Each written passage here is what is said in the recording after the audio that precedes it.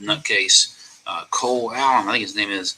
He was the teacher of the year in Los Angeles County or city schools, one or the other. Imagine that. 31 years old. You have to, why? How in the world are we getting people in our school system like that are so radical they would do something like that? I mean, it's just an indictment on the screening process, I suppose, that this guy got through.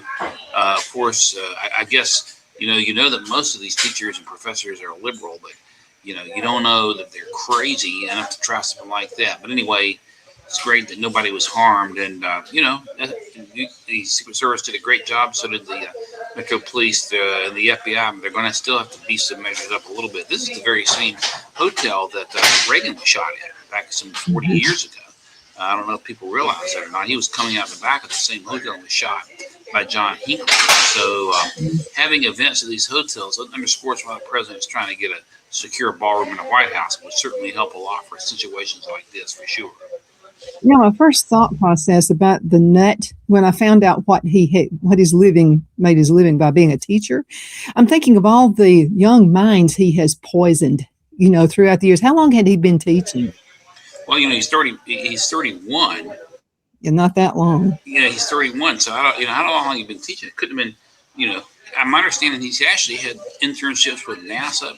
Apparently, he was a very bright person, and it shows that being bright means you could be stupid and bright at the same time. Just because you score high on some sort of test and are able to get internships and scholarships because you can work math or whatever it is they're testing on them these days doesn't have anything to do with moral bearing or wisdom or judgment. But I don't know how long he'd been in the school system. It had to have been several years, I think, for him to have qualified for Teacher of the Year. But like you say, think about the young minds that are molding. And that's really what's so scary about it. This is one of the reasons we have to have school choice.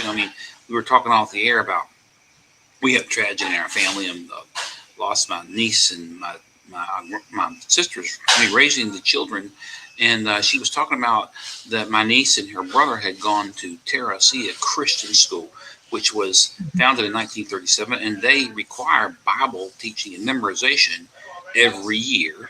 And now the little 6-year-old who lost her mom, my grandniece, attends a charter school in eastern Washington County where they're teaching Bible every day as a part of history. And that's an example. Charter school is an example where you can form your own school, and then the dollars follow the parents. And then there's a public dollars follow parents, and you can set your own curriculum. And this is the type of thing we're going to need in education. We're going to have more competition. We're going to have more Bible teaching. We're going to have more common sense. We need to be teaching American exceptionalism and the value of the U.S. Constitution. We need to teach what evil's about as well.